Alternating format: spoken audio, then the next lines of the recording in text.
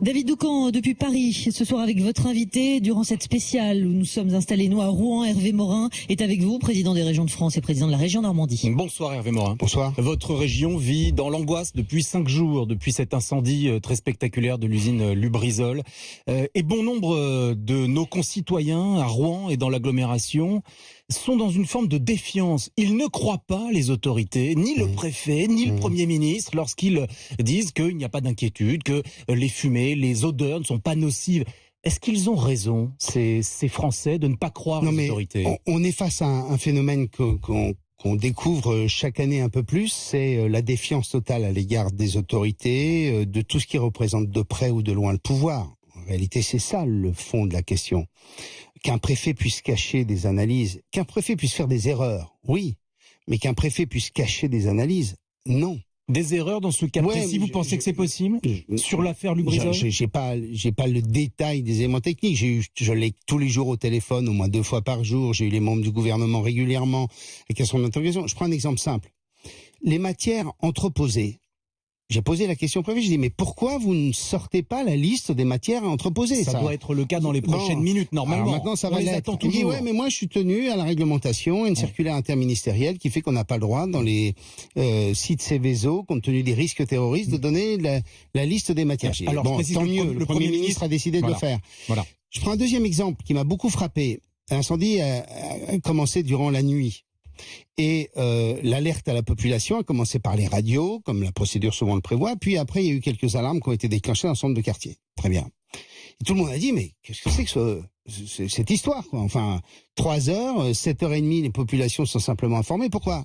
Il me dit, mais pourquoi ? Parce que quand les pompiers ont fait les analyses des fumées, ils ont constaté que on était sur le niveau où il fallait simplement mettre les gens à l'abri, pas de confinement, pas d'évacuation, et que j'ai pensé qu'à 3h ou à 3h30 du matin, les gens, a priori, dormaient, pour la plupart d'entre eux.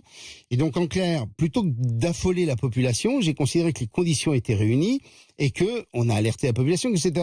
Sauf que, au bout du compte, comme il n'y a pas d'information immédiate, comme il n'y a pas d'information qui est largement diffusée par les réseaux sociaux, par tous les moyens de communication, ce qui se passe, c'est que ce que retiennent les gens, c'est le fait que on a pris du temps avant de les informer. Et ça sème le doute.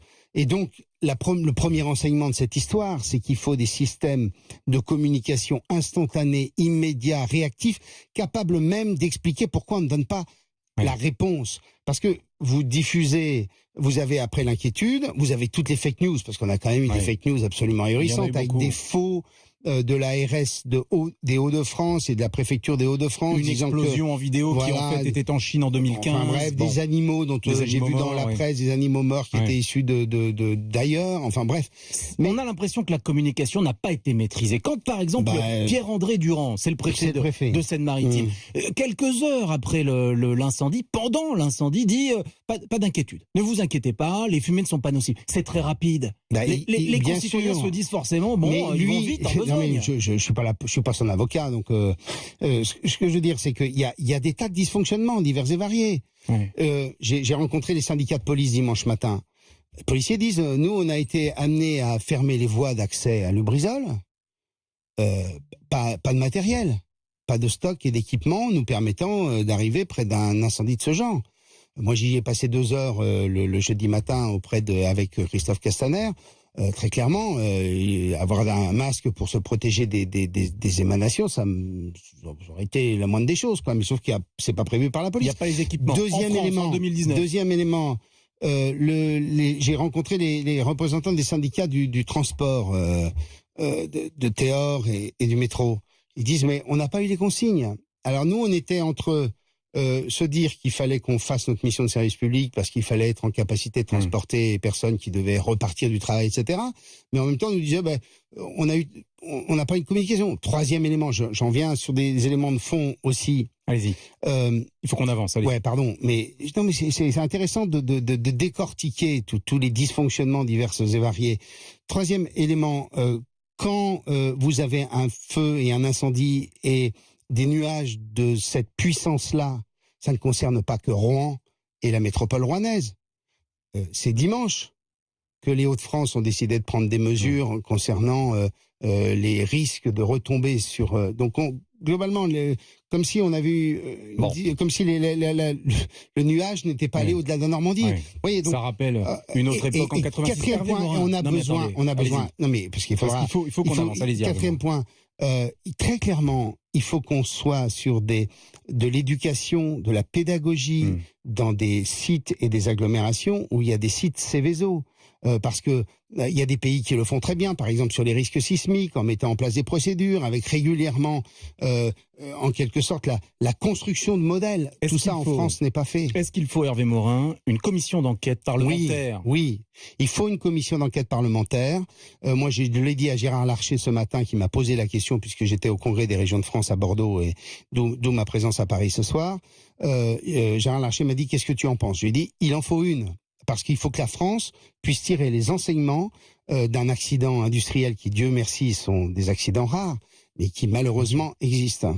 20% des terres agricoles en Seine-Maritime touchées par des restrictions. Ça veut dire que les exploitants, c'est 206 exploitations qui sont concernées. J'ai rencontré les agriculteurs dimanche après-midi. Ils ne peuvent pas vendre leur production. Pour l'instant, c'est bloqué, c'est figé. Le ministre de l'Agriculture a dit ils seront indemnisés. Qu'est-ce que peut faire la région pour eux, Hervé Morin ? Moi j'ai dit aux agriculteurs, parce que souvent l'État met beaucoup de temps à payer.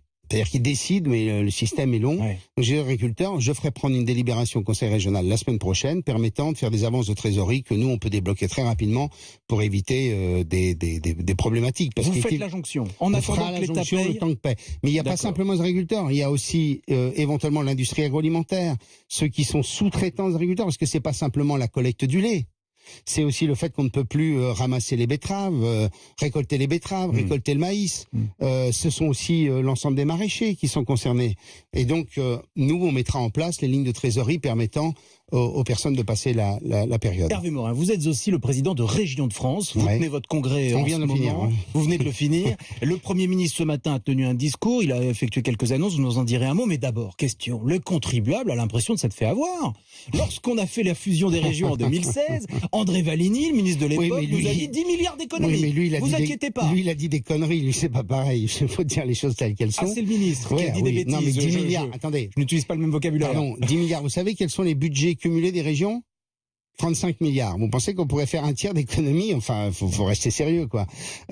Deuxième élément, est-ce que vous connaissez, vous, des organisations, quand elles mènent des fusions de ce genre, qui sont capables de générer des économies immédiatement ? Toutes, d'abord, ce sont des coûts. Donc ce sont des entreprises. Mais on fait des économies. On a eu un énorme effort, une dépense importante qui a été l'alignement des régimes indemnitaires. Prenons le cas de la Normandie, les Hauts-Normands étaient mieux payés que les Bas-Normands. Des fonctionnaires territoriaux, c'est bien ce que je dis. Oui, non, mais les gens en régime indemnitaire, ils savent pas ce que c'est. Les salaires des fonctionnaires territoriaux, des agents des lycées, pour faire court. Bien, puisque c'est l'essentiel de la fonction publique dans les régions. On a donc eu un effort de 7 millions d'euros pour faire en sorte que les Bas-Normands soient payés comme les Hauts-Normands. Bien. Mais en même temps, on a engagé toute une série d'éléments qui sont facteurs d'économie, les assurances. On fait rien que sur les assurances 1 million d'euros d'économie parce qu'on est sur des volumes plus importants. Sur les achats d'énergie pour nos lycées, on a entre 7 et 8 millions d'euros d'économie. J'ai repassé tout le monde aux 1607 heures. Donc on pourra supprimer un certain nombre de postes. Donc vous dites ça va venir. Ça va venir. Non, mais ça y est, ça vient là. Bon. On commence à avoir des économies. La Cour des comptes s'en rendra compte un peu plus tard. La Cour des comptes, son analyse c'est sur 2016-2018. Hervé Morin, président de la région Normandie, merci d'avoir accepté notre invitation. Je rappelle que vous avez pointé plusieurs dysfonctionnements. Vous avez constaté des dysfonctionnements dans l'attitude de l'État depuis la catastrophe de jeudi dernier. C'est pas simplement celui-ci, c'est qu'il y a un certain nombre de points qu'il faut revoir globalement et généralement. Le message est passé.